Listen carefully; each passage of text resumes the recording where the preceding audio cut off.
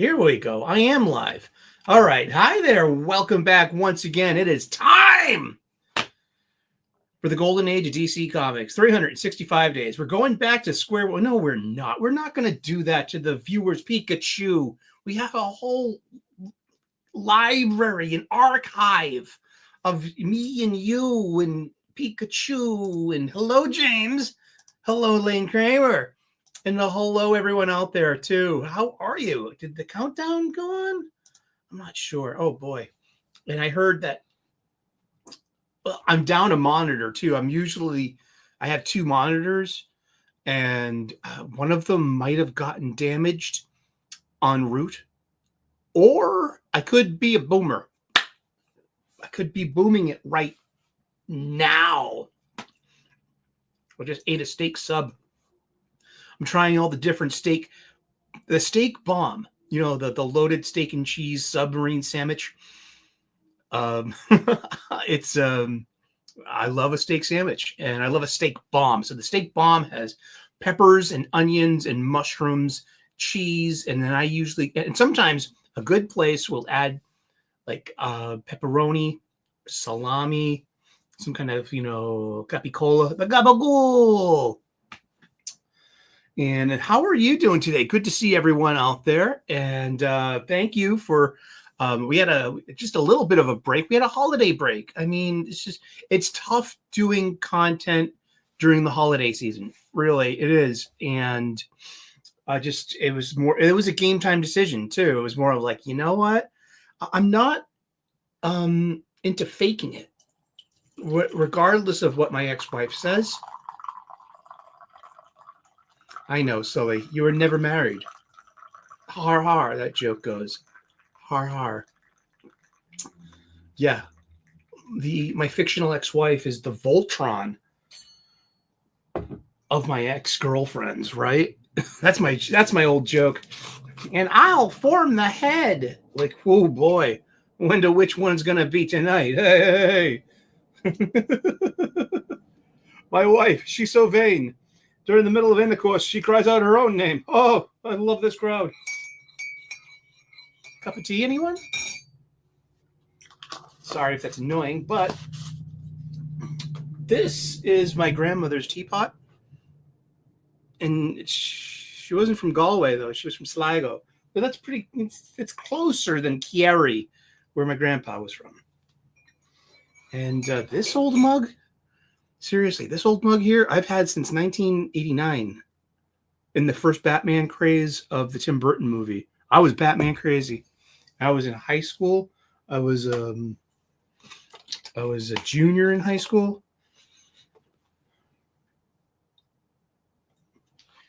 Tea.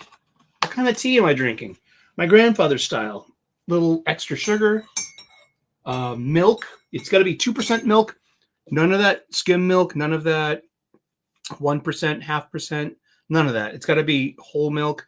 I prefer half and half. And organic stuff, too. I hope it lives up to its reputation.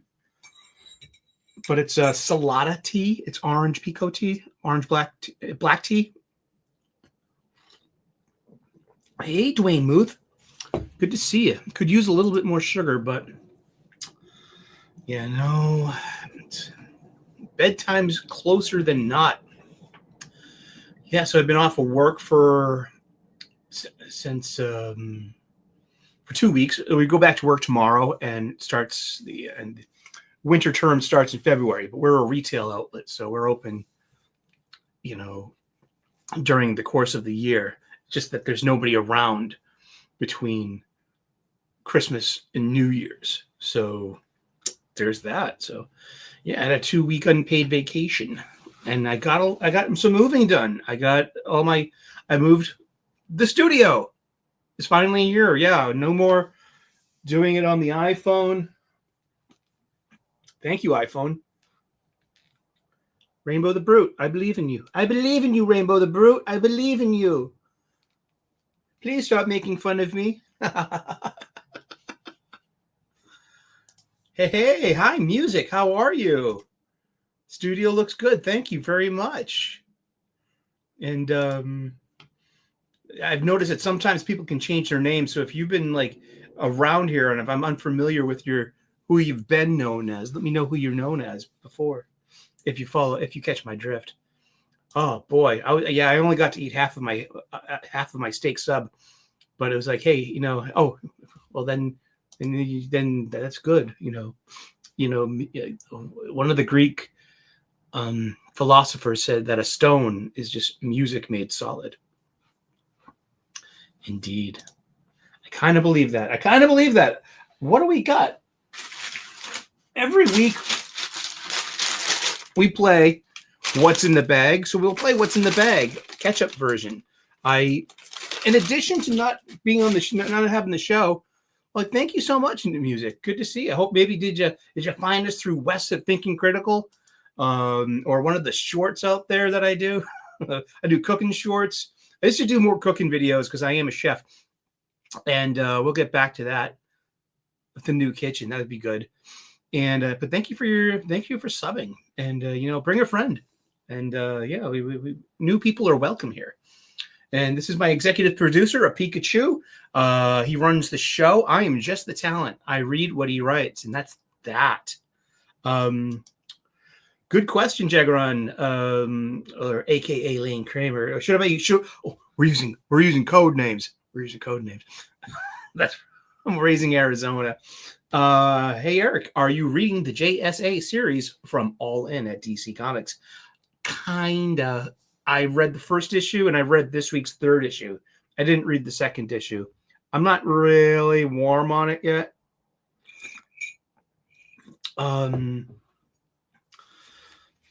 Maybe I just got to get my head around Jenny Lynn Hayden.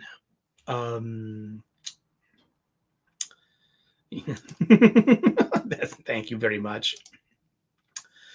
I mean, I used to like her a lot. I was a big Infinity Inc. fan. I was there at Infinity Incorporated issue 1 because it was like, dude, it was on Baxter paper. It was twice the cost of a 75-cent floppy. It was direct sales only, so it was $1.50, and it was in issue 1. Oh, geez, I wish I still. Ah, boy, no. My mom threw out all my comics once to teach me a lesson. The only lesson she taught me is that a woman will fucking break your heart on purpose. You know what I mean? I'm just kidding. Well, I'm not. That's, it's more of like, just, that's just some old bitterness, and it needs to come out. It needs to pass. As my mom says, inhale, breathe in, and pass gas. And I believe in that. I also believe in so buttons and live and learn. We also do and Lane Kramer says, yeah, I've been kind of on it, but it's Jenny Lynn and Todd, they were Alan Scott's biological children from his first marriage with Thorne. And he married, I think, the first Harlequin, Molly Mayne, as his second wife. So he's got a thing about bad girls. And this is way before his current first appearance in Doomsday Clock number 6 in 2018 or 2019, was it? It's out there.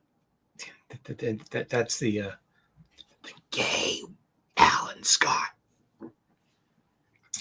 in the traditional Earth 2 trapping. Yeah, this run of JSA is more focused than the last one. It's interesting to say, yeah, because I mean, Jeff Johns was kind of doing just like, I'm on one monitor, so am I still rolling? Good. Okay. Let me just move that over. We're going to learn we have to relearn how to share a screen. But what did I read this week? I read a lot of funny books this week. I bought a lot of funny books this week, but that's 3 weeks worth of comics, though. Read 9 DC books, and I read 15 Marvel books, and we'll have capsule reviews for each and every one of them. We're going to have, we'll play What's in the Bag. What are the new comics that I got this week? We only got 2 new comic books this week. I'll tell you that much. And, but that's it. I've been lapsed for a few weeks. That's the pleasure of having a poll list. I didn't miss anything. And then the things that were not on my poll list, they were still fresh on the shelf, such as like Santa Claus, Batman, Silent Night Returns, issues 4 and 5. And those for the past 2 weeks. It's been a weekly. So, it's a 5-issue mini. And, I'm almost waffled on that. But I like it. Let's support these titles. It's DC Comics celebrating Christmas of all things. There you go. I'm not sure. That would be interesting. Maybe they can dovetail that in. And let's see. But yeah, Jenny Lynn Hayden. She was such a nice kid. She was, how would you describe her as a character? I mean, optimistic, intelligent, engaging, very, very acute. And she was naturally green because, her mother was Thorn and had this like connection. We would retcon it and say it was a connection to the green. That's like just putting it into something you can really understand right away. But Thorn had some plant powers. So with the plant powers and the power of the old Starheart, and Starheart itself, that's kind of retconny too. I mean that, but the Green Lantern, the green, green baby. She was a green girl, and apparently her and her brother Todd were separated at birth. And maybe they were. I think Todd's older. I'm not sure, but Todd is obsidian, and he's got shadow powers. So it was interesting. It was kind of like Cloak. That it really was. Think about it, man. Wow, it was Cloak and Dagger, like in Marvel's Cloak and Dagger, but DC flavored. That makes so much sense. I never made that connection before. And this is why I love having these comic book shop style conversations with y'all. We don't say y'all up here. We say yous guys. We're the yous guys and yous gals and anywhere in between in the grand spectrum of humanity where you choose to be. Hey, you're human. That's right. Yes. Thank you. See, Alan has through Golden Age Harlequin. Oh, God. I thought it was Thorn. So was Thorn the second wife, and Harlequin was the first wife? Is that how it goes? I thought there were. Exactly. Hey, Dr. Nitrogen. Happy New Year, and thank you for dropping by. Am I being mean to Doc? For a patron, one of my questions for Doc is asking him to rank his 5 worst of the week from 2024. Am I mean at making him to relive that? Well, he hasn't read many new comic books this year. So he can just, that'll probably be very easy. Hello, catching Pokemon. It's Adam Frey. Hey, Sully, catching Pokemon while I listen. Well, you can't catch my Pikachu. He's a little too chubby to get back into the Pokeball. And the Silent Night mini was a lot of fun. Yeah, it really is. And I want to support this title. I took the last 2 issues of 4 and 5 off the shelves. Yeah. The JSA series by Robinson, Goyer, and Johns. That was solid work for a long time. That was. And then Johns did the Justice Society of America after that, too, with a lot of the Dale Eaglesham art and the Kingdom Come crossovers with all the Alex Ross. Oh, those Alex Ross covers. Oh, and then the crossover, the Lightning Saga that brought back the closest thing we're going to get to the pre-crisis Legion of Superheroes. They're out there. They are out there. But Jenny Lynn Hayden. So by the time Judd Winnick he's writing Green Lantern in the early aughts, which is interesting because I came back after a break. I took a big break from comics in about 1996 or so at X-Men Onslaught. So I hit the wall, man. I was done. And Lane Kramer asks, are you going to read One World Under Doom comic miniseries? I tend to read all the Marvel books. I read, that's in my pirate chest like every week. lemon parfait.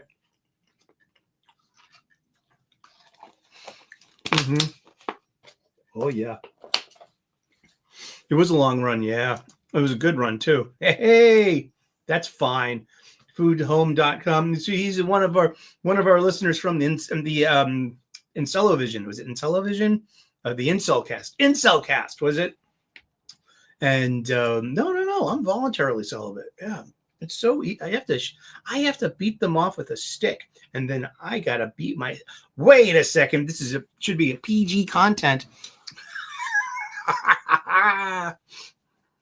Yo, man, I got this bitch I've been having on the phone for months now. We've been texting months now, motherfucker, months. When we see each other for the first time, we're gonna be like, "What the fuck am I been talking to you all this time, man?" Shit. I did sign up for another year of Match.com. I fucking did it. I did. Why not? It's better than nothing. I had 4 first dates in 2024, plus texting this chick. Literally, since my mom was on her deathbed, and this girl liked me on Match, and I had nothing. I'm just sitting in the chair, just hanging with my mom and my stepdad, and my stepsister, and I'm just like, what else are you doing? We just just use phone. It's just like, yeah. And like, so a chick liked me, and I'm like, liked her back, and opened and started conversing, and the next day my mom passed. So I was like, I know exactly when I started talking to this broad, and it's been months. And we've had we scheduled the first date twice, and they, one time I had to bail at the last minute. The second time she had to bail at the last minute. But I don't know, have hope, I guess. No, I don't have hope in being single, but it's more of like, you have hope in yourself. That's the thing. It's just, have some purpose. I get purpose through gratitude, and I'm grateful. And I have a gratitude show. We'll be returning to the gratitude show tomorrow. It's something I do on my way in on my commute. So I do it first thing in the morning, and it just frames my work day. So I take weekends off and holidays. I haven't, I did a gratitude list once. It was a best of 2024 gratitude list. You can check it out right here at the very channel. I like what Lane Kramer says here. We need Marvel Comics art to look at some of the Marvel Rivals art. I was doing this yesterday at Bandito Bane's channel. He pulled up, and Makini Draws was there, and a friend of Bandito's, Sliff, was there too. He is a Dungeons and Dragons person, and a young person too. So it's good to see that the torch has been passed. The quality, the standards, the respect of the lore, and all this stuff. If they can make Squirrel Girl attractive, or even if Gooner look, Marvel characters can be super attractive. It's true, yeah. I mean, because they've had the wrong mentality dominating the office space. It's the collegiate, post-modern academic, feminist notion. All this stuff is baked into colleges. I mean, there are very few conservative voices coming out of modern academia. It's all progressive, and these are the people getting hired. The HR is and upper corporate are filled with Ivy League business school graduates. That's their filter. Bus, bus, bus. Bus, bus, bus. Hello, Shellback. Good to see you.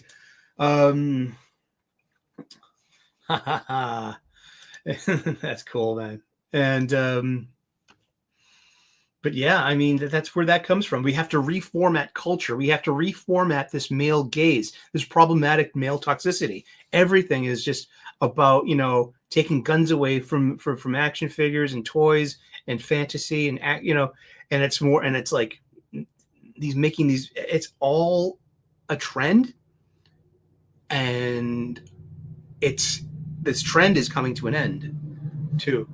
That's the train. You can hear the train go by. I don't mind that one bit. I really have no choice at this point. I grew up with the train in my backyard in South Boston, so this is plus la même chose, plus la même chose. The more things change, the more they stay the same. Le français, dis-moi les mots. Ah, d'accord, c'est le pont d'Avignon. On les danse tout ensemble. Les militaires font comme ça, et les militaires font comme ça. C'est le pont d'Avignon. On les danse. Needy activists or educated idiots? You decide. Next on Crossfarts. That's right. Don't give Joanne Stera any inspiration for a sequel of Crossfarts. And oh yeah, that's right. We have an unboxing. Jeez, this thing is heavy.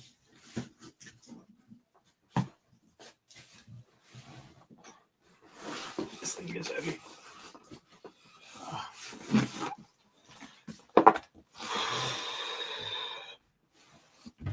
I don't even need these.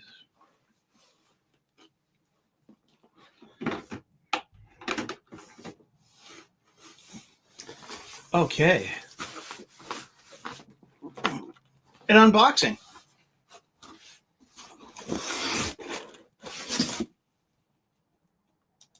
Huh. I identify as an action figure with guns. Pew, pew. Let's also wish a Sully a gratitude check plus as well for doing the stream with us today. Well, thank you. Is the farty comic the worst idea? Since the Merry Melodies introduced the idea of smell-o-vision replacing television. That's right. What's in the box? Lots of stuff. It's a patch for my denim jacket or my blue jeans. Oh, my goodness. It's some art of one of my favorite G.I. Joe characters. I got 2 of these die-cast cut prism stickers. You're sensing a theme here? You don't say Yo Joe in my house.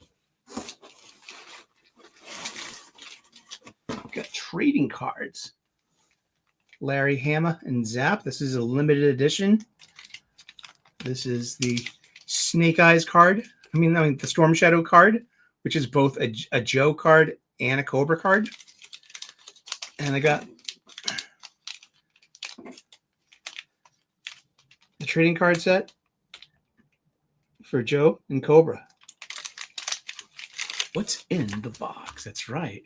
AL, hello. Welcome back from Japan. AL just came back from Japan and restocked herself with some Pikachu. And Pikachu's really excited to hear from your Pikachu. It's going to be, he's looking forward to, some gossip from back in the homeland, the motherland, as he says it.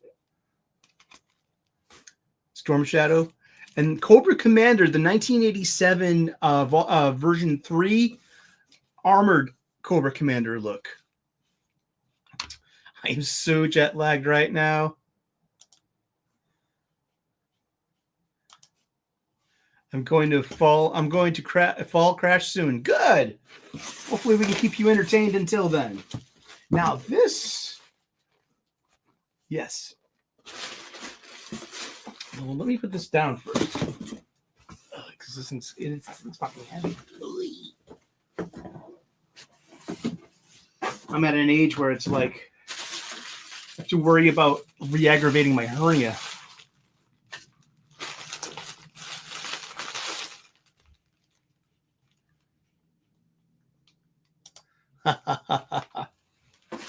All right. Oh, I should have brought something sharp. I do. I have some. I haven't opened this yet. What do you think it is?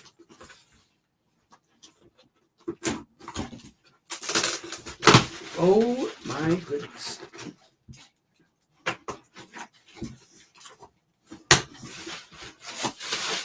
Well, there's a note to self. Next time, undo all, at least prep the box.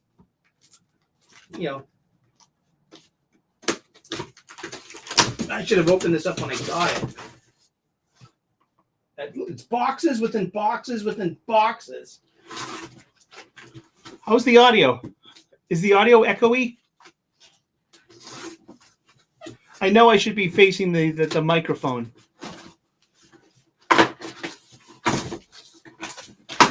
Oh, wow.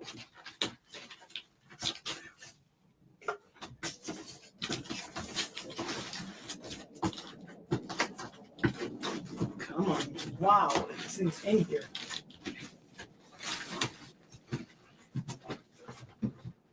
Come on. You can do it. Thank you, great audio herd.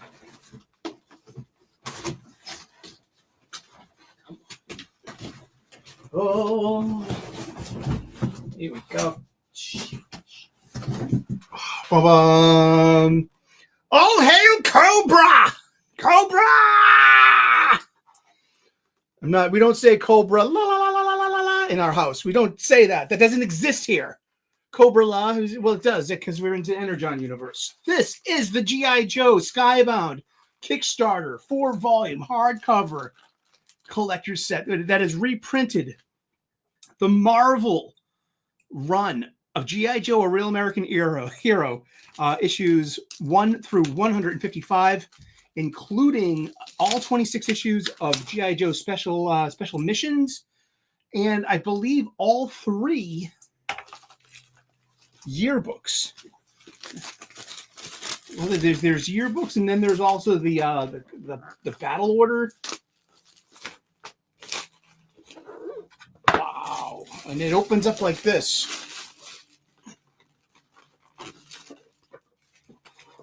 And these are hardcovers.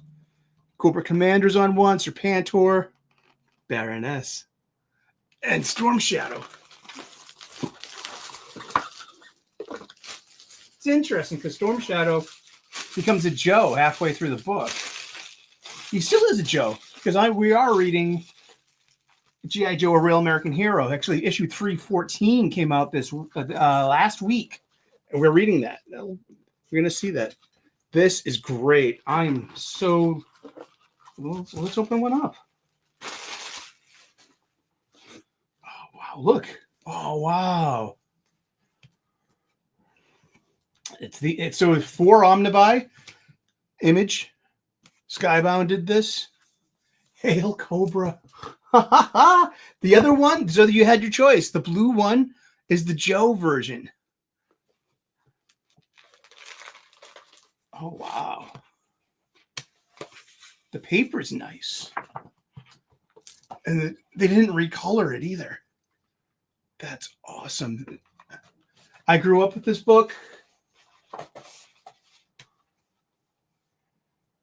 Yeah, they took Marvel Comics off the top of the issue. It's issue 4 G.I. Joe. It was always a 60-cent comic until it went up to 75 cents. It was Marvel Comics, one of the most popular comics that they had in the 80s. It does not contain advertisements. Wow. This is so cool.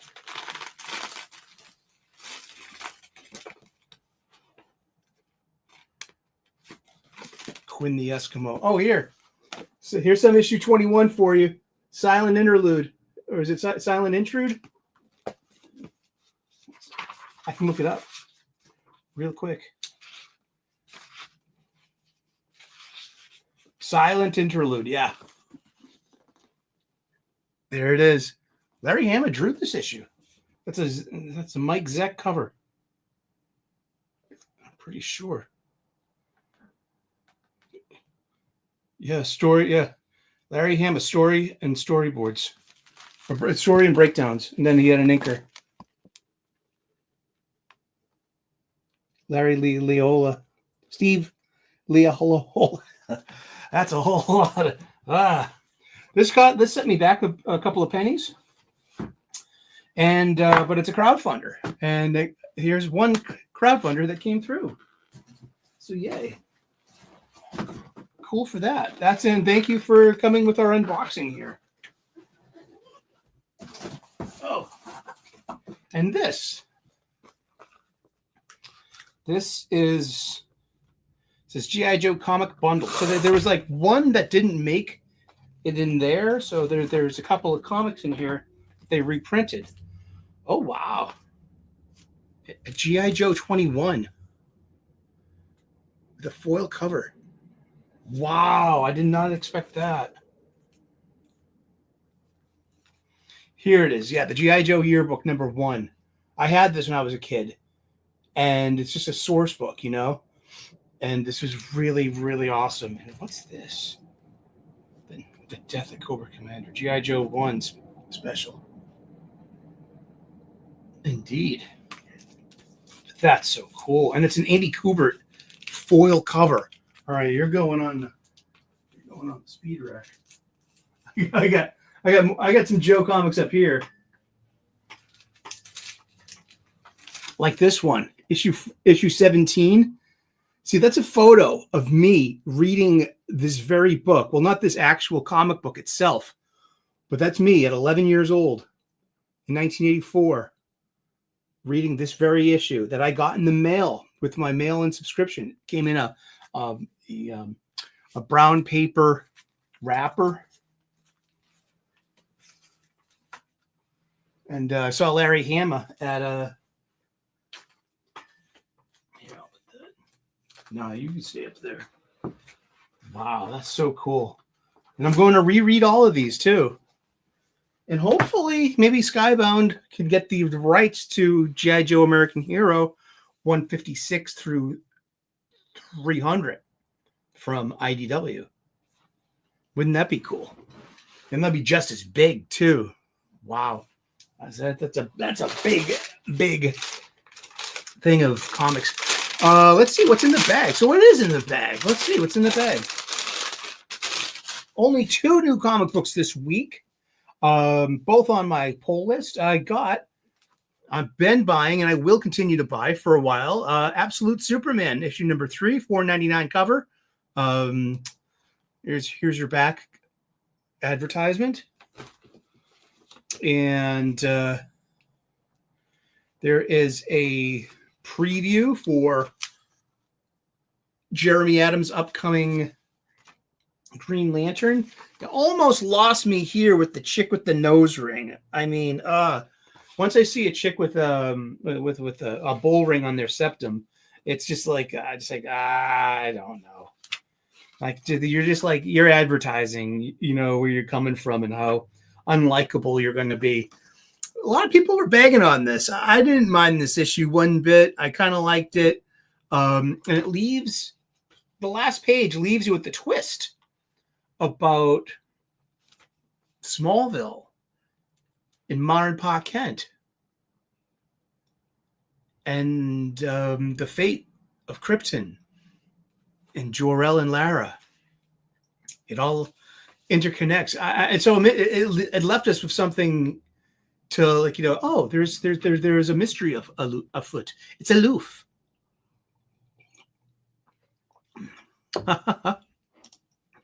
Oh, cool.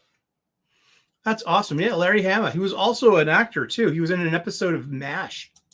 He was in the most famous for an episode of MASH where 2 North Korean spies are able to infiltrate the 4077th. Because they were able to dupe Frank Burns really easily. Dwayne Booth says, I like all 3 Absolute titles so far. Cool. I mean, yeah, Wonder Woman's fine. I just like the art suits its voice. Sure. I mean, yeah. I mean, and I haven't even been reading Absolute Batman. I haven't. I didn't read 2 or 3. I didn't read Wonder Woman 2. I read issue 3, but I don't know if they're in the pirate chest. They get read. New this week also, Savage Dragon issue 274. Wonder if we'll get a a milestone issue next issue. But I've only come on to this late in the past couple of months. And so this is only the second physical copy of Savage Dragon that I've got. Let's see. I'm not opening up the trade cards. I'm not going to do it. I'm going to keep those sealed. Like I opened that comic book thing up, but it's more of like, just like, big Jethro Batman. Hey, Mark McGrath. Good to see you. How are you? It is one of the most unsettled books I ever read from a seasoned creator. Superman is easily the worst of the first 3 releases, but he's going somewhere with this. So I'm going to give it, I can give it 4 issues, maybe 5, maybe 6. It depends on how entertained I am. And if I want to be part of this, like I gave Ultimate X-Men 4 issues, and I'm so glad I put it down. But yeah, those are the 2 only. I only had 2 new releases this week. That's it. But what else was in the bag? Because I've made up for the past 2 weeks. So what else did we get? We got Hell Hunters #1 by Philip Kennedy Johnson, and this is a variant cover, the Stormbreakers variant cover, the next generation of elite artists. So this is Chris Allen, and that's blocking the wonderful art here. And that's like with the TVA mascots, and that's Ghost Rider, Ghost Rider 1944. And it was okay. It wasn't great. And but I put it on my pull list, so it's mine. What else? We have Flash Gordon issue #5 by Jeremy Adams on Mad Cave Studios. It's pretty good. I mean, it's. I mean, Jeremy Adams is killing it on whatever he does. We've got Joshua Williamson's Superman issue 21. I have every issue of this run, so I'm in. I'm buying Hulk over on Marvel, and I'm buying Superman over on DC. You know what I mean? So that makes me happy that I've had not just issue 1, but I found the annuals and one shots that get, that's cool. Speaking about a one shot, we've got, and Jeremy Adams, we've got the Green Lantern, Green Arrow, World's Finest Special, new tales from a hard traveling era. So this is set in the past where like when they were on the road with the Neil Adams, Denny O'Neil hard traveling heroes era of them. So yeah, it was fine. It's, decent artwork, and it's a Jeremy Adams story. He also does Jeremy Adams does a Flash Barry Allen backup, and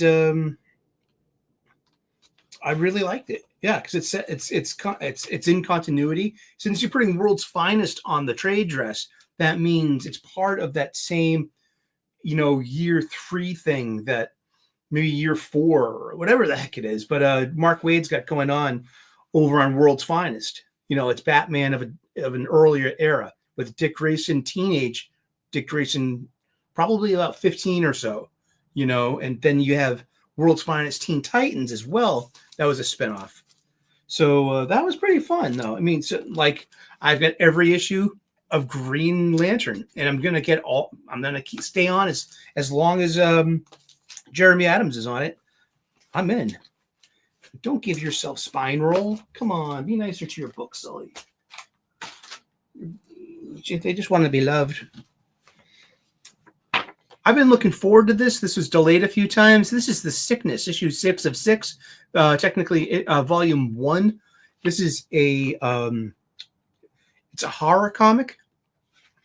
I've been waiting for it to complete so I can, read it in one sitting.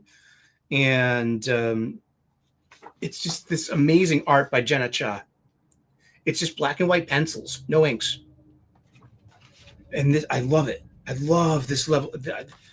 I love this kind of art. And black and white and horror they just go together so well. I mean, and so this is a really strange book set in 2 different time frames, like 10 years apart, like 1945 and 1955. And I fell in love with this book because of the art. And then, you know, and it's on Uncivilized Books, $6 cover price. I paid $30 for this altogether. And that's done. Let's see. What else did I buy? Here we go. Santa Claus, Batman Santa Claus Silent Night returns. That's 4 and 5. What's on the back cover? We got Watchmen Chapter 2 and Joker. Folie à deux. En français. Ha ha ha. Let's see. What else we got here? We got Sacrificers number 12. Really good book. This is so good. And it's part 2 of 4. And we have Andre Lima Araujo. That's how you say it. Araujo. Yeah. So we have and so it just the art style fits in with McCaig's style, who's done the majority of this book. What a beautiful book and what a big story. This is Remender at his best. We got Ultimate Spider-Man 12. It's okay. You know, it's I like the twist at the end. Now, this is the 3rd issue of Ultimate Spider-Man that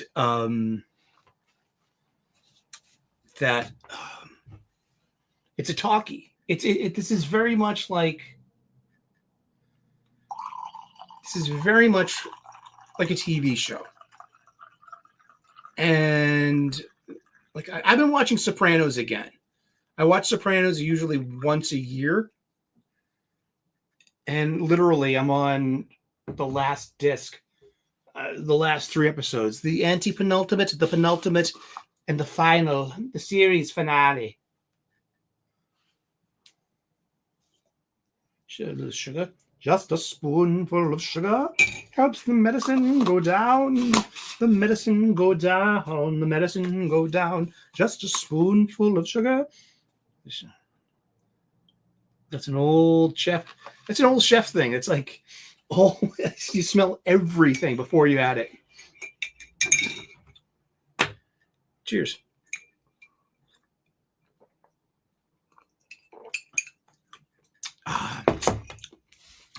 Spider-Man is Spider-Man. Miles Morales can be anyone he wants to be, especially on Earth 1610.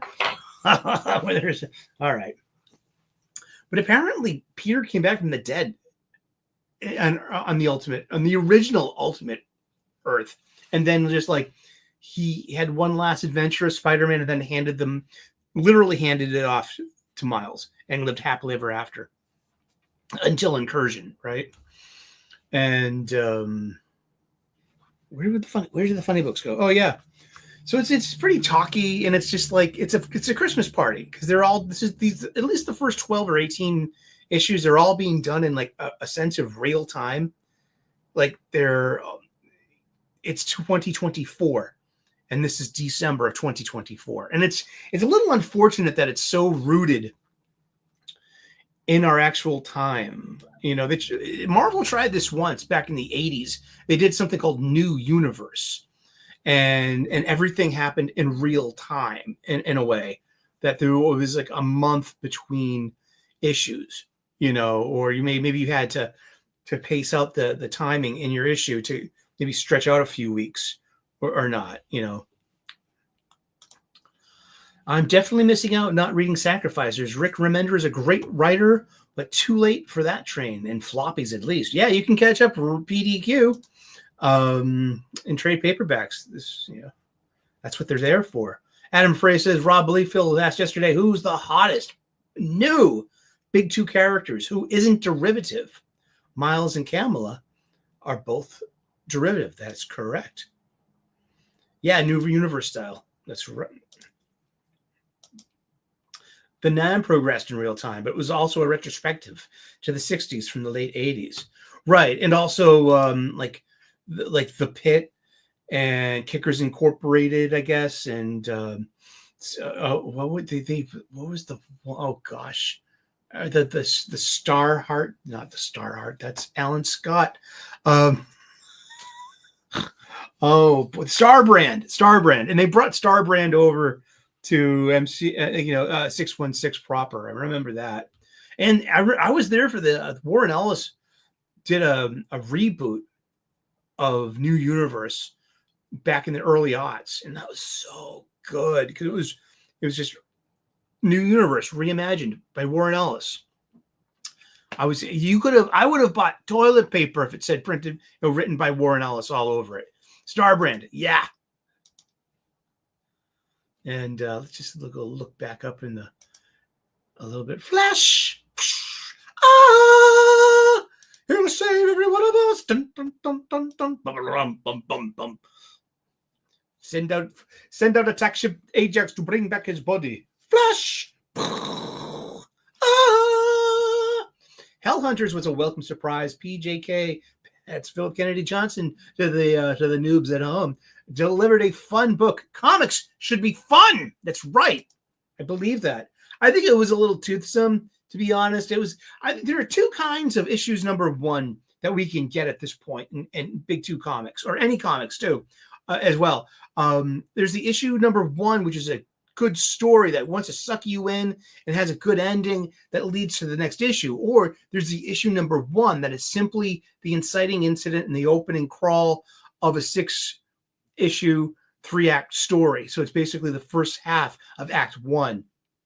And it really doesn't do in much. It just introduces characters and background and situations when it could be like, earning its keep and telling a better story. Like, heck, like a couple of weeks back, Laura Kinney Wolverine issue number 1, pretty darn good issue number 1, regardless of what I felt about the story or the art. I mean, the story itself, it was fine. It was okay, but it was so kind of, it was like very insular. And it didn't just, because the ending leads into the next issue, sure. But it wasn't about just like setting up the next 5 issues for our trade paperback. It was about telling a story. And it was at the inciting incident in this new part of Laura Kinney's life, and it was pretty good. Let's see.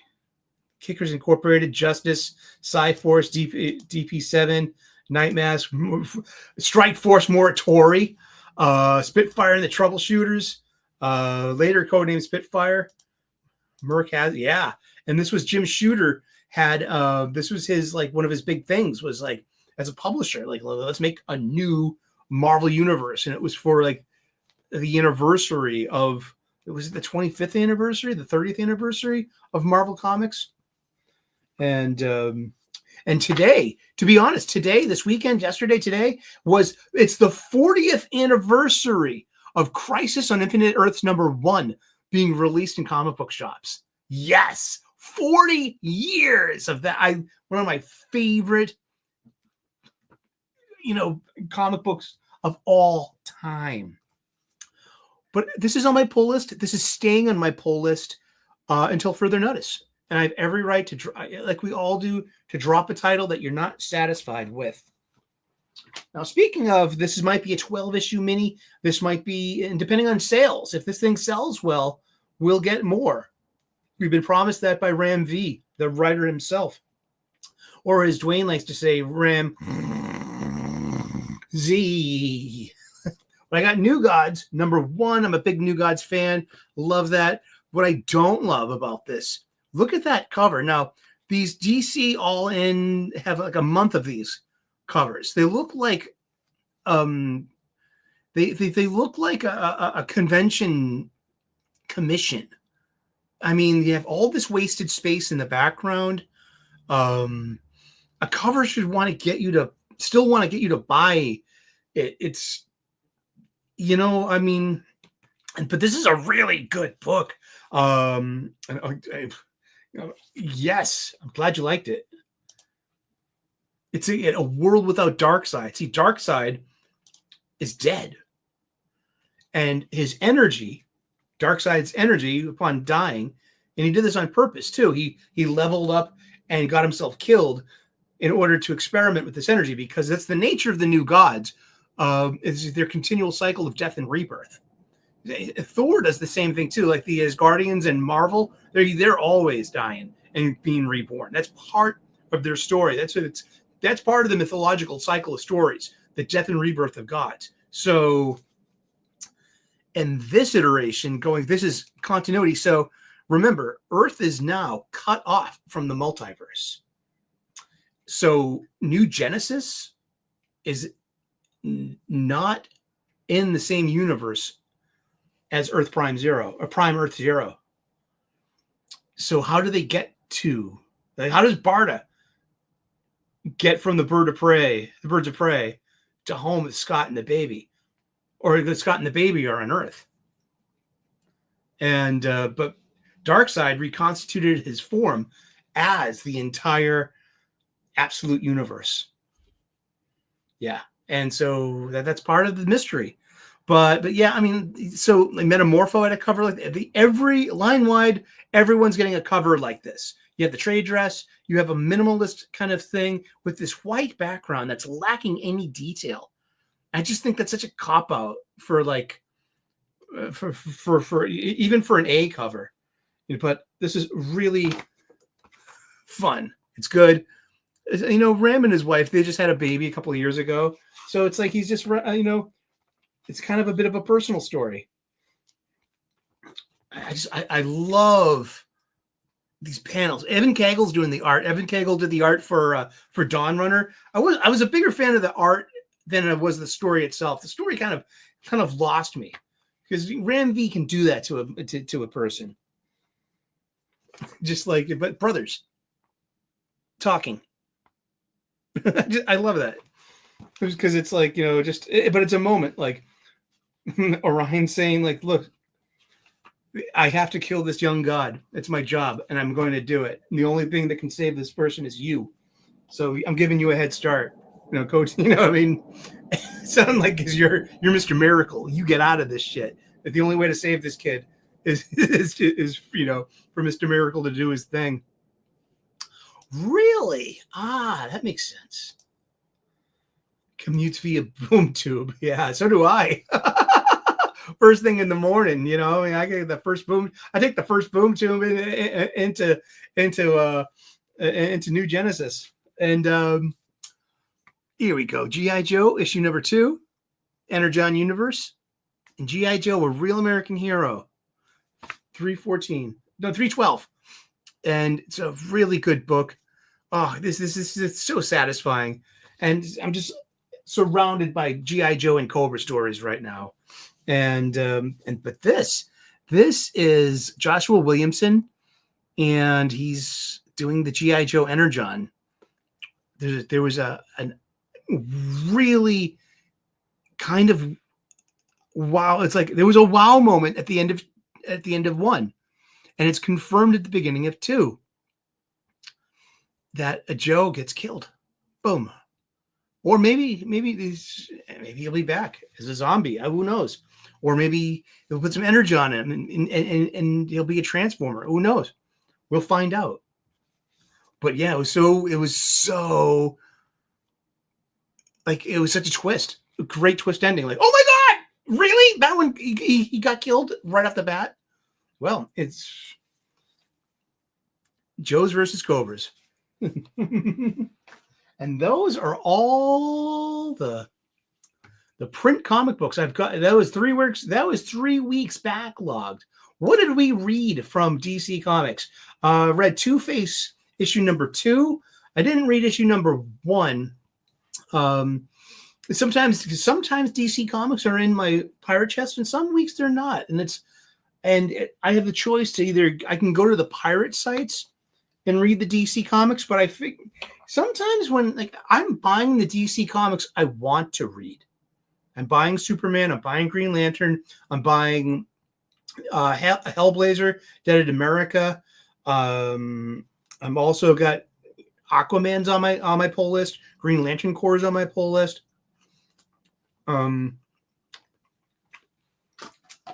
That's about it for DC Comics. But if they're in Absolute Superman, right? So yeah, I got 2 Superman books. But if they're not in the pirate chest, I don't read them, and because I'm pretty sure that the Russian site with the with you know the free comics the pirate comics. I get worried that that's going to give give my computer AIDS or some kind of weird computer venereal disease.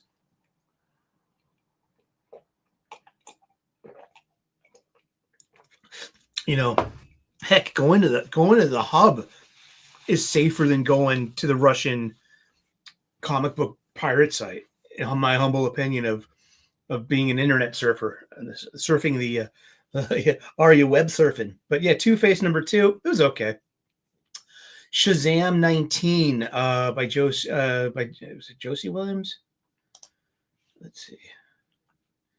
Shazam 19. It was okay.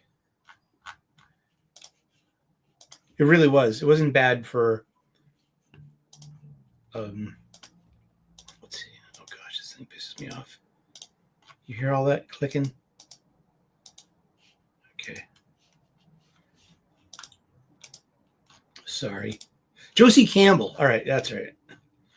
But I mean, it just it's so weird because the art's not great. It's a little cartoony. It's digital. It's very digital. But it starts off with a Savannah's daughter facing off against Mary Marvel. So we see Mary Marvel in the reflection of her glasses, and her lightning bolt is in its normal way. It's not mirrored. And oh my goodness. До свидания, comrade. Perestroika. Stolnichnyaya. Alexei Tarkovsky. Yeah, Stalker. Solaris. Andrei Rublev.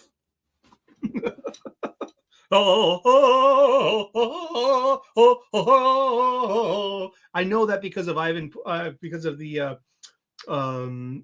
Russian who was the Russian that was with the Iron Sheik back in the tub? Ivan Volkov, was that it? Ivan Polsky was the Polish Hammer. Where's Wes when I need him? He knows all this WWE, WWF shit. Nikolai Volkov. That's what it was.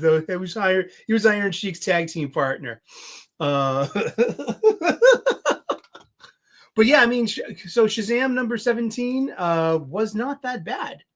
It just had some weird art errors, like the lightning bolt. I noticed that kind of stuff. Who doesn't? Because you turn the page and there's Mary Marvel, and you know what I mean. If it's mirrored, it's supposed to be mirrored. I mean oh, you're just picking on it. No, I'm not. That's being picky, and just pointing out obvious stuff. Poison Ivy 29 by G. Willow Wilson. Solid book. She does the yeoman's work. It's if you're looking for a recommendation for a DC book just to read, go back and get a trade paperback if you're interested. Any of G. Willow Wilson's Poison Ivy. It is solid. It's good stuff. I should be buying that. I don't know why I'm not. There's Justice League, the Atom Project number 1. Not very good. The art kind of sucked too. JSA number 3. Yeah, we were starting to talk about that. Jeff Lemire is writing it, and the art's not terrible. The art's pretty good. Oh, current page. No. I wanted the last page. I wanted the first page. Tegui. Olor Tegui does the art. And I missed the last issue. Yeah, just yeah,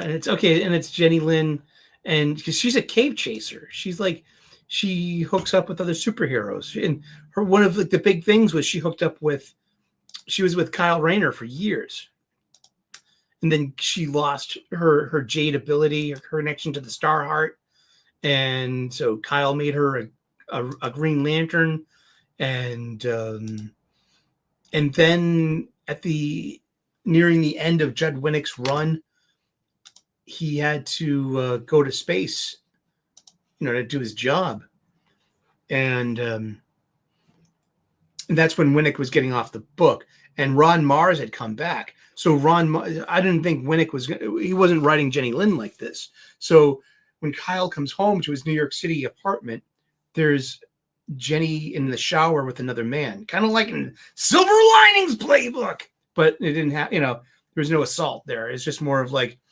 Jenny was like, oh, it was his apartment too. It was Kyle's apartment, right upstairs from Radu's, the coffee shop. You know what I mean? And it's just more of like, wow, that was kind of like out of character for her, but now that is her character. So that's coming back full circle to Jenny Lynn Hayden, aka Jade of Infinity Incorporated. So in Jade in this JSA is the leader of the Infinity Incorporated part of the JSA, a true multi-generational team of supers.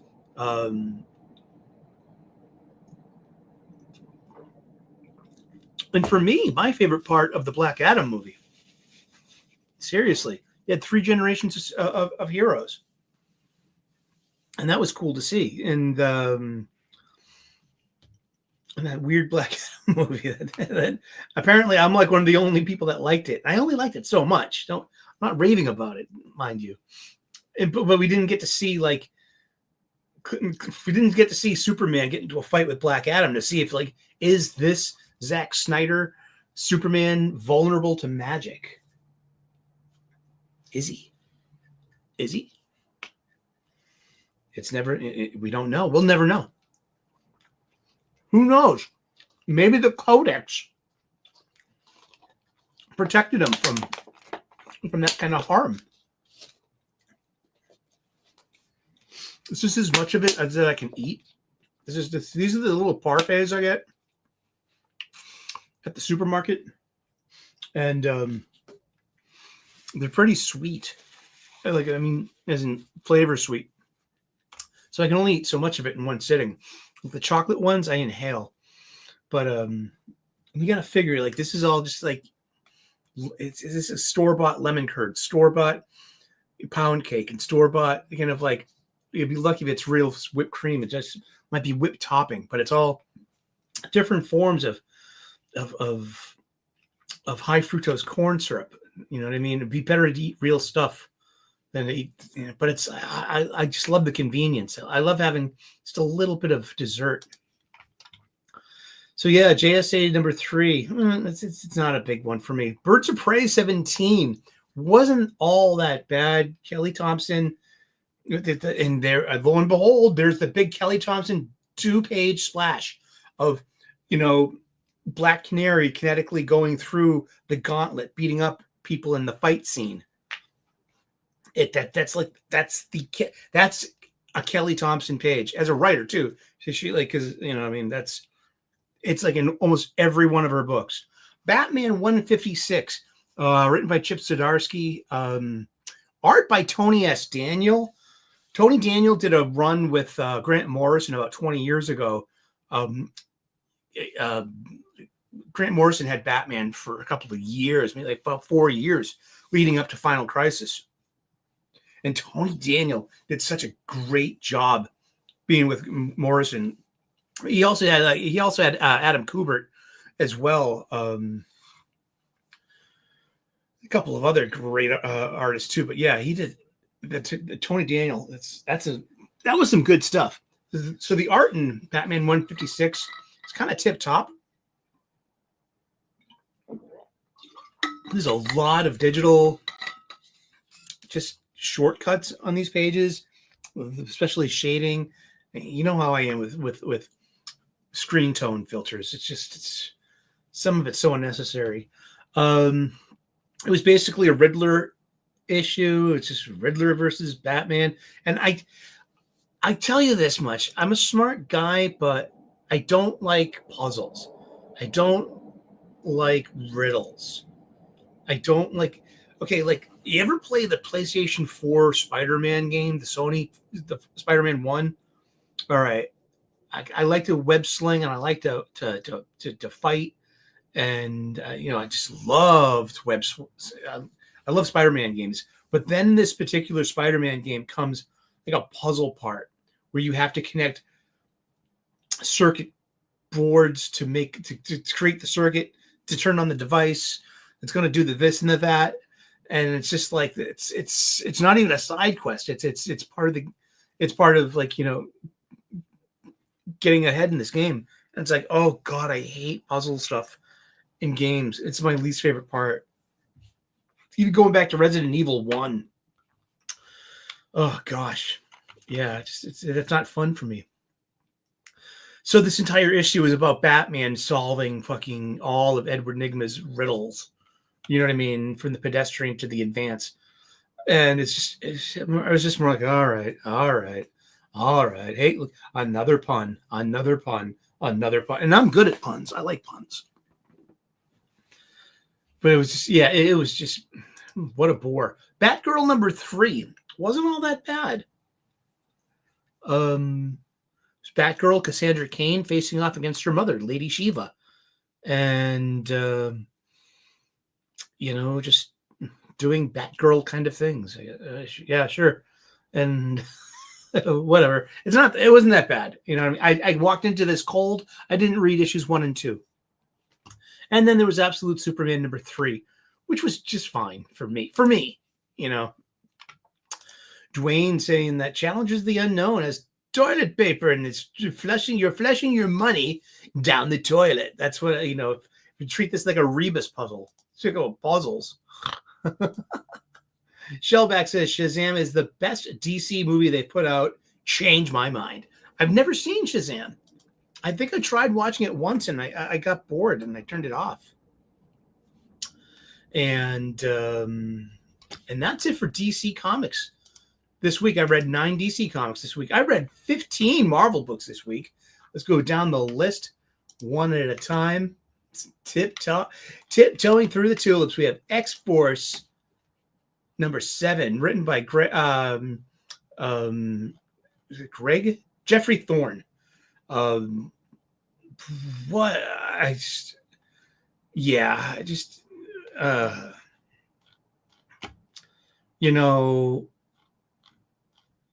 got nothing to say. No, I mean, because it would be a hate crime. I mean, I'm convinced that just all this, just I don't object to alphabet shit.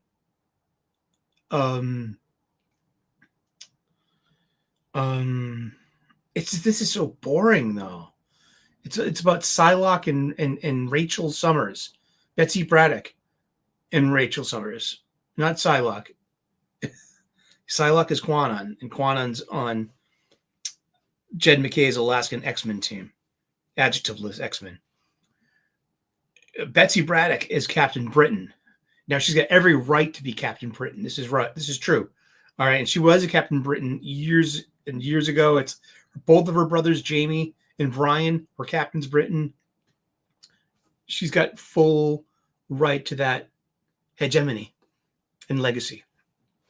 So Betsy right now is the current Captain Britain. So there's no kind of gray area when it comes to they're making a girl. Yes, they are making. Of course, she's a girl boss. Of course, yes to everything. But it's not something you can really sink your teeth into with lockjaw. Thank you, Shellback, for hanging out as long as you could. Have a happy Sunday, and tune in next week for the Super Sully Sunday stream. The Kirby calls are the best, and every iteration since has been absolute weak sauce. The Kirby Challengers, yeah, pretty much. And I'm surprised that they didn't force some diversity into the challengers. I'm surprised that they kept them all, cis-normative white men. To say it out loud, yeah. I would have thought that, like, with the malleability of multiverse and excuses, is multiverse being the grand excuse for swaps? That, I mean, League of Superheroes, the Legion of Superheroes, the past 2 iterations of that have had, like, race swaps, up and down, and you just have to be like, oh well, it's iteration, it's multiverse, you know what I mean? It's this crisis, that crisis, and the other thing. Be 1 second, stand by.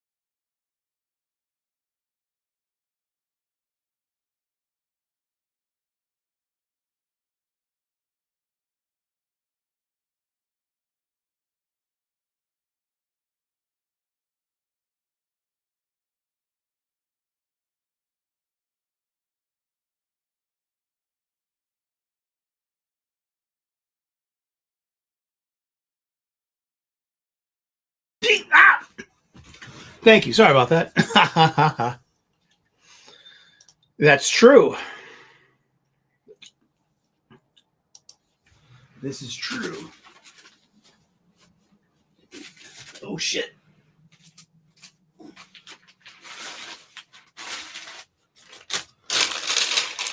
Can't say I was ever a big Challengers fan.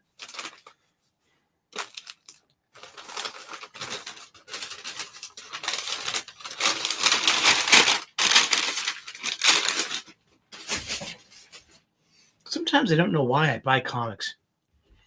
I mean, I know I want to be part of something.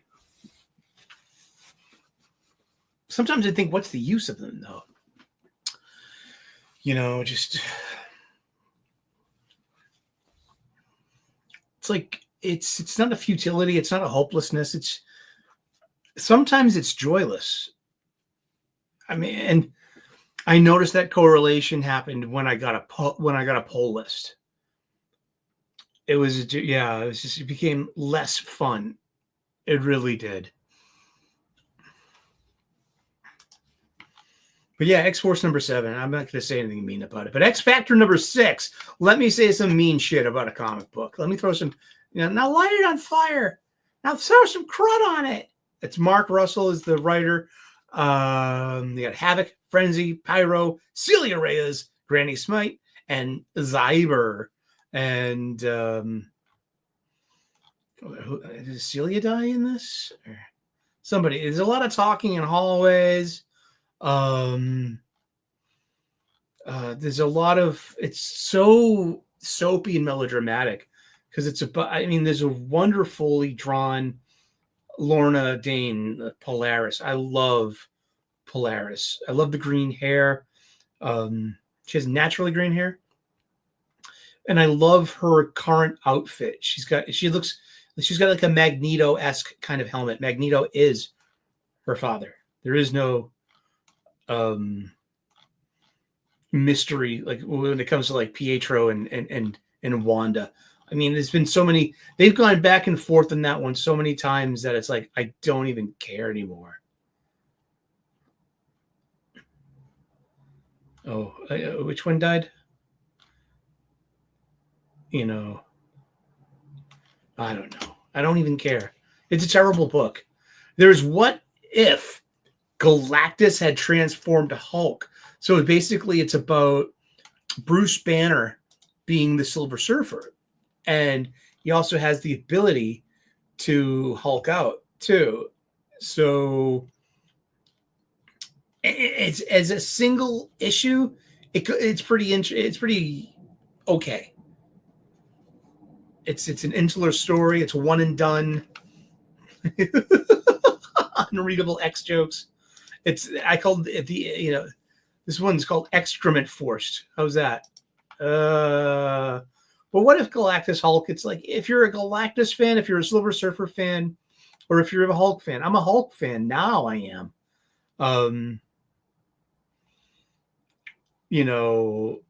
It's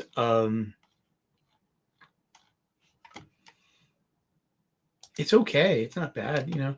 There's Werewolf by Night #6. Jason Liu is the writer. There's some pretty good art in this, but that's about it. It's not a good book. It's not a good story. It's boring. Let's Ultimates #8 by Dennis Camp. Let's come back to that. I'll spend some time talking about that. Sam Wilson, Captain America #1. Legacy issue 767. It's a really poor issue. We talked about it at length yesterday on Thinking Critical's Comics Aficionados, the Saturday weekly roundtable show. So I would tell you, go watch that. And we covered that yesterday. I don't want to talk about that book anymore. It's pretty bad because, again, I don't want to be accused of a hate crime because I feel like, that's what's going to happen. It's like you're just going to – this could and should – instead of being – maybe this made it like criticism-proof in a way because you've made it part of the Captain America volume that it contributes to the legacy number. All right? This could have used a Marvel Voices – trade dress. That's how bad it is. That's how there is no real diversity in this book. There, Steve Rogers shows up to be a token, and everyone else is a hero or heroine of color, black. It's so. And then there's like just as little diversity on the bad guys, who all seem to be cis white normative. You know what I mean? Like, it's just a bit much on the nose. It's Greg Pak, so fuck you, Greg Pak. And but he's also got a co-writer on it too, Evan Narcisse, who is African American, but maybe he's Canadian. I don't know. But Doc told me, Doc is one of my panel mates at Wes is Thinking Critical. Doc told me that Evan Narcisse is one of the IO9 journalists that got an in from writing very favorable write-ups of the awful Marvel dreck that they've been pumping out. Star Wars Ahsoka issue 7, I think of 8. Hopefully, it's just the show in comic book form. I don't watch Disney Plus, therefore. I'm getting my show in this way. It's okay. It's not great. I was a big fan of Rebels. I own them. I like Rebels. And this is Rebels, the live action comic book. You know what I mean? That's all it is. Yeah. Spider-Gwen, the Ghost Spider, issue 9, Legacy #69 by Stephanie Phillips, with really flat Mark Brooks art on the cover. I mean, I'm not trying to diss him. It's just more of like, that's how he makes his bread and butter. Good for him. And Ghost Spider and Ghost Spidering and oh gosh, yeah, it's a Stephanie Phillips book. And I read these things. I read them, and then I give. I usually give more eloquent kind of talkings about it too, like this issue or stuff. Okay, this issue of Spider-Gwen Ghost Spider, issue #9, it reads to me like it could have been a generic DC Robin story. Robin, the Teen Wonder, a Batman sidekick. And it's like Robin could have been fighting against Scarecrow with a generic antagonistic love interest. Black Tarantula, I think. And And then it gets preachy at the end with all of this kind of social justice stuff about oppressors and oppressed, and just, you know, just unhoused people in shelters, and taking, you know, and just sure, I mean, yeah, like superheroes would look out for vulnerable populations. Yes, sure. I get it. I get it. I get it. Oh no, we lost half our audience. I had to get up and pee. I'm sorry. And I almost tripped over my G.I. Joe box set on the way. I'm like, wow, pap. You should have heard me on the way back in. Ah, boy. What else did we read this week? Let's see. Superior Spider-Man. No. Spectacular Spider-Man. Terrible book.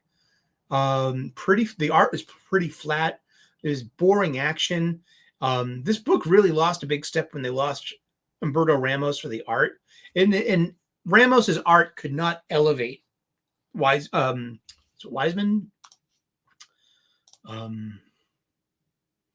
Greg Weisman. Greg Weisman. He could not elevate his mediocre story. And it's a Spidey Miles team up, and we got to have Spidey refer to Miles as Spidey all the time. That's the only reason for this book, is to normalize that. That's fine, I guess. Sure. I mean, hey, you got all these different Flashes. Hey, you got all these different Green Lanterns. Hey, you got all these different Novas. You know, hey, you got all these different Hulks. Hey, you know, all the, yeah, okay. You were talking about it on Thinking Critically yesterday. There's no reason. The only reason is to take the power away from these cis-normative, classic characters. They have to share their power. The power is in their name. The terror that Daredevil can strike just by mentioning his name. Though this is the devil's area. They don't want to do any crimes here in the kitchen. Or they call it Chelsea now.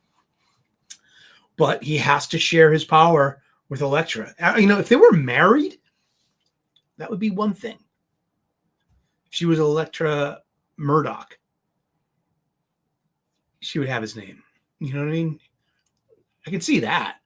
But, the Sam Wilson thing, the Miles Morales thing, the Jane Foster thing, the Riri Williams and Ironheart, the being derivative like that, or just, Laura Kinney Wolverine. Like, you see all the, it's about taking, it's about no one, there's no competition for Blue Marvel or Black Goliath, I mean, geez, it's like only the marquee big stars, the big properties, they needed to have, power. They needed to share that power, and just, I often have to pee. Exactly. And I'm lucky if I can get back to sleep half the time, and it's like, oh, what happened to the water pressure? And, but I mean, yeah, it's not about,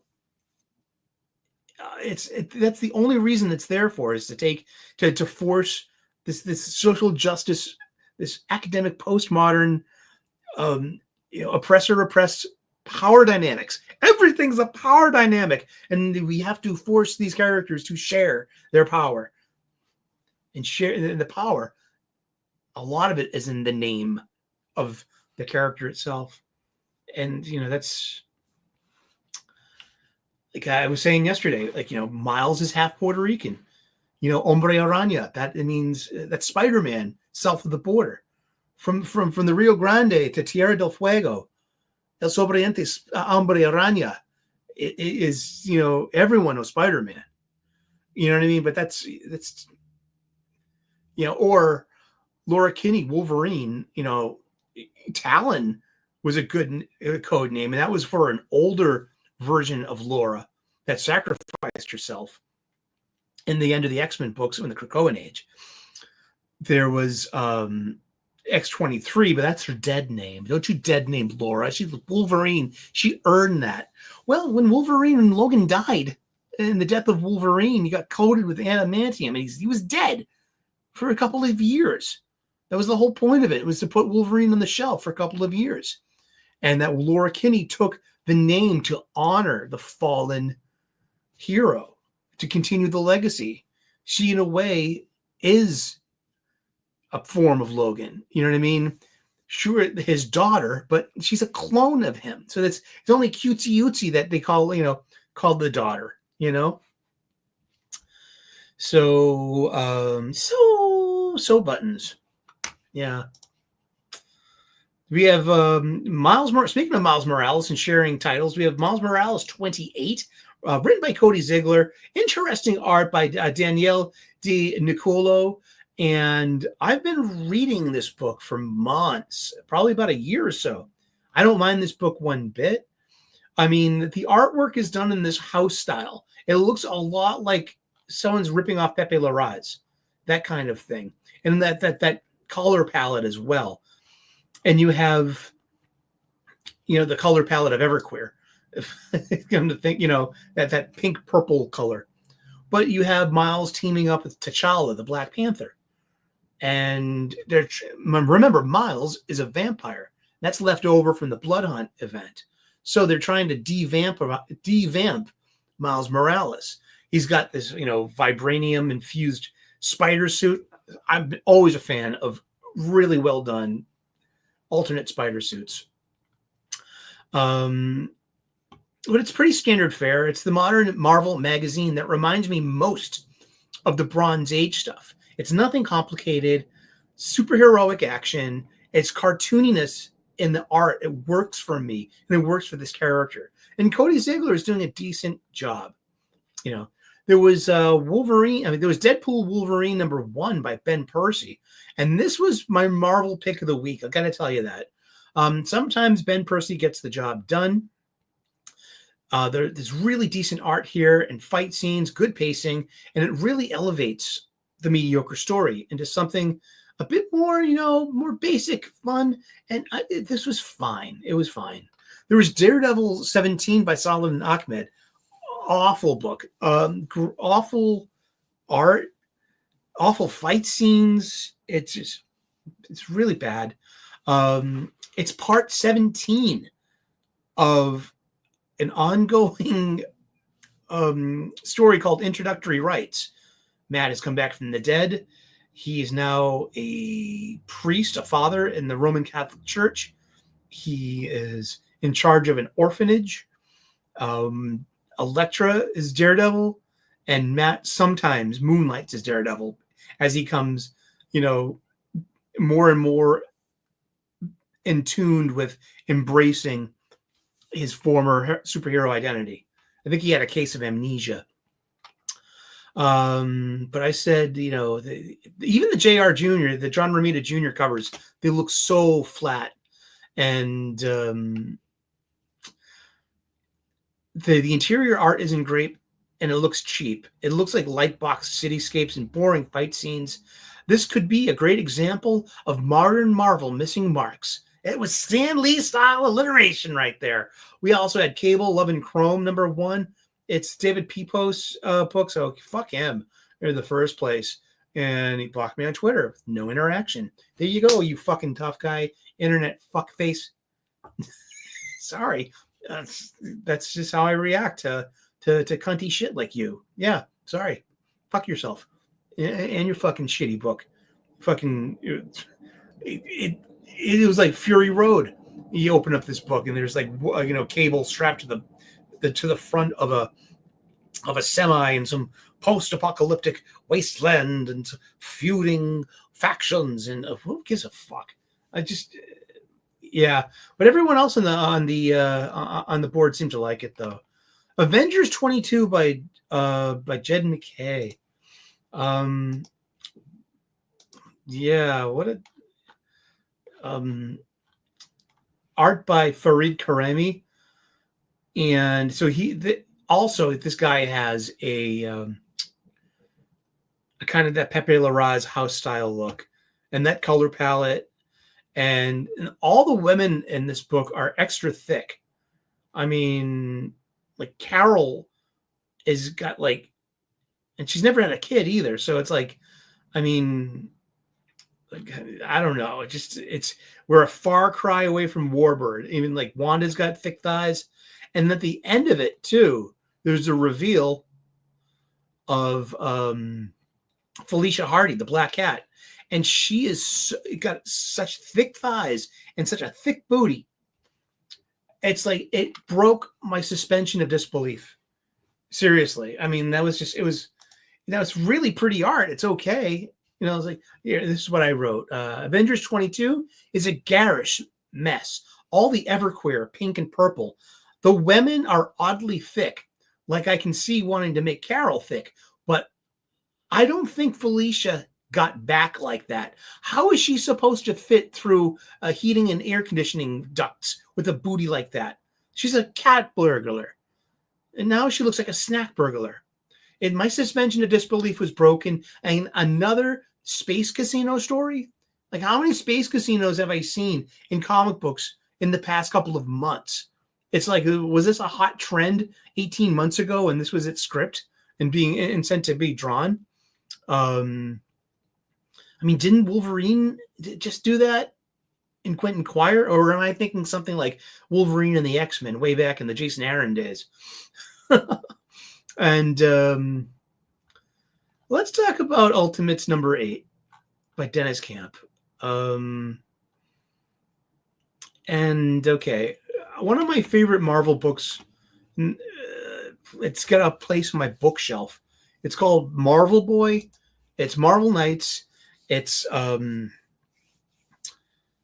it was like a 4-issue mini on prestige format, but in the Marvel Knights imprint in the very early aughts.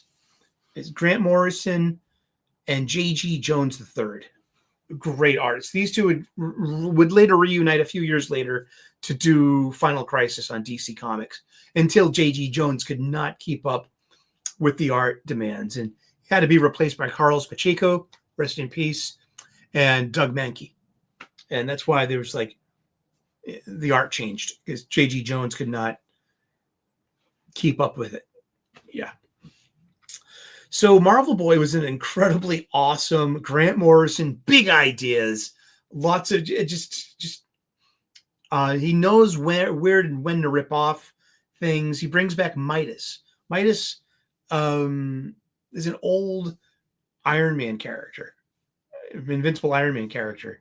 And so Dennis Camp, it's like this is his version of Marvel Boy. And it was done better the first time.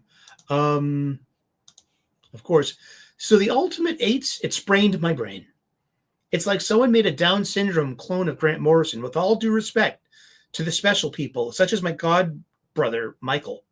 My mom had a godson, Michael, and he's special. And, he's still with us too. I mean, he's in his 40s.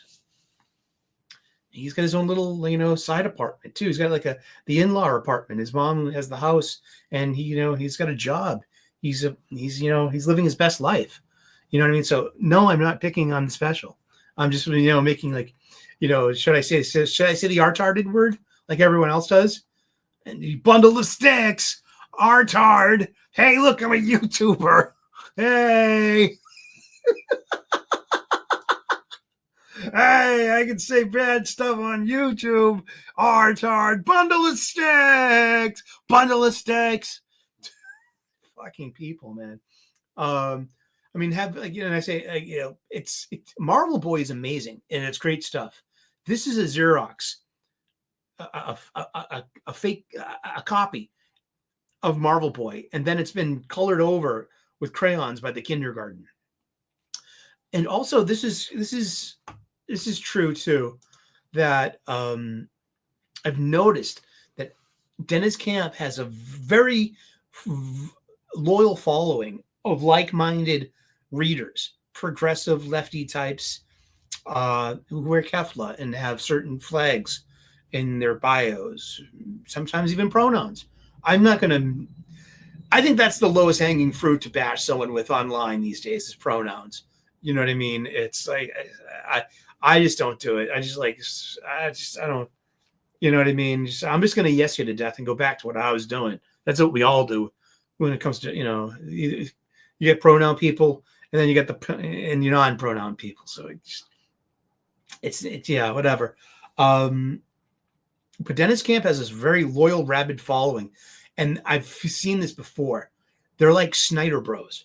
You know what a Snyder Bro is? A Snyder Bro is very toxic, vehement part of fandom that will defend. This is the hill they will die on. Is Zack Snyder's DC movies, all of his movies, but the DC movies in particular, because this was our Justice League. This is our Superman. This is our Batman. Yeah, you can't take that away from us with, you know what I mean? Well, you little super friends, huh? You little pussy, huh? You bundle of sticks. Artard, bundle of sticks. Fucking people. I've identified this as like, holy shit, that's Dennis Camp and his followers. So I call them campers. Yes, Dennis Camp. Campers, get it? Campers. Yeah. Hey, little campers, better wear your booties today. Or sometimes I spell it with KKKAMPERS. Campers. Did I spell that right? I mean, is there someone out there in the deaf community that can spell check my ASL, please? Whatever. That means bullshit. I had a deaf girlfriend for a couple of years, man. But she was all deaf, but like I picked up a thing or two, man. And but yeah, campers. I mean, but yeah, Ultimates. It's the art is pretty good. It's Juan Ferreri's art, and but it's the Ultimate Universe, Guardians of the Galaxy, and it's all just this is a complete ripoff of Marvel Boy by Grant Morrison, and it's a lot dumber, and it doesn't hold a candle, and then it's all this activist shit of his. That's where it comes from. Dennis Camp is an activist writer, and that's just this is a multi-billion-dollar IP that would be best handled for the general audience and not just one side of the fucking aisle. Enough of that. You know what I mean? But it's in my pirate chest, and I will continue to read what's ever in my pirate chest, but I will buy what deserves to be bought. I will spend money on titles that deserve my money. And I believe that. And sometimes I get really wistful thinking like what's this all for? What's the point of this? But those are just natural human thoughts of anything. You can apply that to anything in life. Did the Patriots win? Let me check. Let me check the footballings. Oh boy, the Patriots won. Therefore, we've messed up our chances of getting a first round draft pick or something. Bruins play at 6. The Islanders are in town. But yeah, was that it for comic books this week? Gosh, it wasn't a great week for Marvel. It wasn't a great week for comics in total. But I did get a new Savage Dragon, I love Savage Dragon. It's my sense of humor. It's dirty minded. I like that.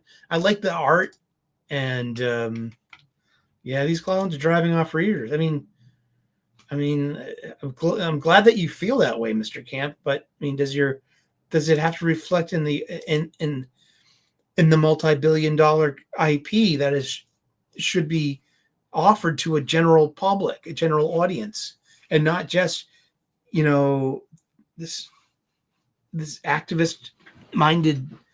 I mean, what happened to fun? It's not a fun comic book. Maybe it's fun for the progressive for 2 reasons. One, you're getting your way. Secondly, you're pissing off the people. You're pissing off all the right people. And I say that ironically, the right people, capital R and small r. You know what I mean? Gee, this could be better done. This is the Ultimates we're talking about, the Avengers, and also Ultimate X-Men too. I mean, Like, I hope that they can self-correct. I don't think they're going to self-correct with Ultimates. I think they've bought into Dennis Camp. He's one of their writers of the future. He represents that progressive, academic, postmodern ideal. Remember, corporate, they're all Ivy League business school grads. That's where these ideas come from. Academia. They hire people that they want to hire. And that's where that's the lens. They don't hire bullpen writers anymore. Writers that can write comic books for comic book's sake, for the comic book audience, told, from the character voices. That doesn't happen anymore, or not, or few and far between. I mean, because, well, you got Mark Waid who can do that, and you got Jeremy Adams who can definitely do that. Joshua Williamson's pretty good at that. His G.I. Joe voices, they're all pretty authentic sounding. He's pretty good. So there is hope out there. There is talent out there. But for the most part, you're going to get these cherry-picked things of idealism, and it's not about storytelling anymore. It's about having the right social hygiene, having the correct ideas, and using platform to disseminate ideas. Kind of like I grew up in the 70s. I was a child of the 70s. And so I am part of that Generation 1 Star Wars culture. And so the impact that Star Wars had on people, that Star Trek had on people, that that helped inform our morals, that it helped inform the core of our beings and our motivations. It really did. I mean, the Force, and also the Federation. And so once these properties were acquired by huge corporations that hire Ivy League business school grads, they all drink the same Kool-Aid. I still keep coming back to this 1 minute long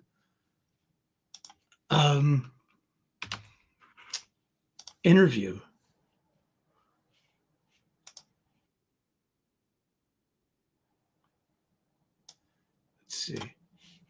Let's see. Let's try sharing a screen.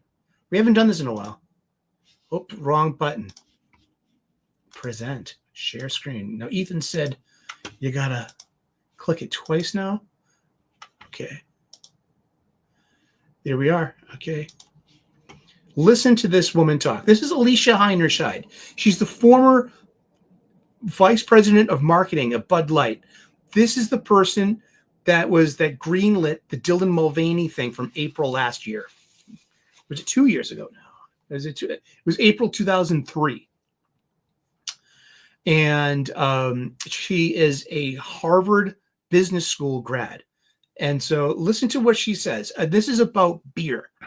This is about Bud Light beer. And now what she says here, this is I feel, in my humble opinion, this is the Rosetta Stone of that, what I keep saying over and over again.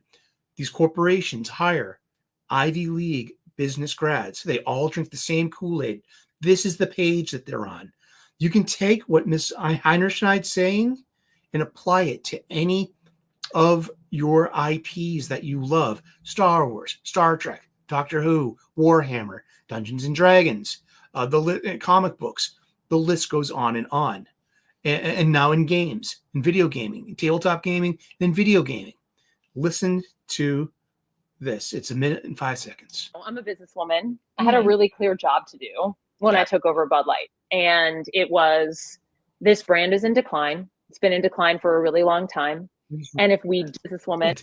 They're saying, I mean, she's making a claim that, I mean, it would be hard to refute without inside information, that it's a brand on the decline. Yet Bud Light was the #1 selling beer brand for decades, before any of this happened, before they lost their market share, before they lost faith with their customer base, who they were trying to change, this outdated customer base, because that's is what they think of it. They think of us.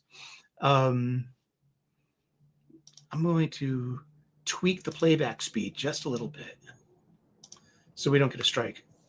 And I had a really clear job to businesswoman, do and I had when I a took clear over job to Bud do Light. when I took over Bud It Light. was this And it- brand is in And it was decline. this brand that It's is been in decline for a really long time. and it's been in decline And for a if long we time. do not attract And if we do not young attract drinkers to young come and drink this drinkers brand, there will to come be and no drink this future brand, for there will Bud be no Light. So I future had this for Bud super Light. So clear you come in mandate. and attract It's like we young need readers, to evolve young and comic book fans. elevate We had this super clear this mandate. incredibly It's iconic like we need to brand. evolve and And elevate this what I incredibly brought iconic to brand. that was a That's what they all belief think. in So it was okay, my belief. what does evolve and elevate What does mean? evolve and It elevate means mean? inclusivity. It means shifting inclusivity. the And it means tone. shifting the It tone. means having a It campaign means that's having a truly campaign that's truly inclusive and feels inclusive. lighter and brighter and It feels different lighter and and appeals brighter. to women and It feels to different. men. It appeals to women. And representation And is to men. sort of the heart of And evolution. representation. You've got to It's sort- see and it's people all the who buzzwords. reflect you The- in you the know, work. And we had you this got to see people who hangover. reflect. I You mean, know, Bud Light had been we had kind this of a hangover. Bud Light brand had been a of kind of brand bratty, of Friday kind of out of touch kind of out of humor, touch humor. and it was really important that It we was really- had it just another approach. that is everything. That's your Rosetta Stone. What is wrong with your corporate IP owned brand properties? Your Star Trek, your Star Wars, your Marvel Comics, your DC Comics, your Doctor Who, your Dungeons and Dragons, your Warhammer 40K, your tabletop gaming, your video games, your Sweet Baby Inc., your Alyssa Mercantes. You know what I mean? She probably says the same thing. Alyssa Mercante actually pulled a Kelly Sue DeConnick just this week of talking about games. And if you don't like these games, well, don't buy them. Remember when Kelly Sue DeConnick said, well, if you don't like my politics, then don't buy my book. Problem solved. And people took her at her word. I mean, so there we go. That is, so I repeating that on purpose. It is like this. It starts all at the top. And that is where your Ivy League business school grads, because that is the flavor of what they've been taught in their Ivy League business school. They've all done that to us. We need to evolve and elevate the iconic brand to make it more appealing to a bigger audience. Now, who said that with comic books, of course, you can see the decline in sales. What are they doing to improve it? I mean, and they haven't kept. They're struggling to keep their base fans, and I don't mean that like based. They're based fans. They would rather get rid of the based fans. But that blew my mind. That is just that is the Rosetta Stone. That is exactly what happened to that Bud Light, that thing there, that in 1 minute and 5 seconds. Yeah, I played that at 0.75 speed, so hopefully we won't get a strike for that. Usually there's a way to do it. Hey, Farrah Monarch, how you doing? Good to see you. I heard all fans based. Oh, welcome here. That's true. Pika is an equal opportunity kind of lover. That's right. Oh, I know. Oh boy, but it's time to wrap this thing up.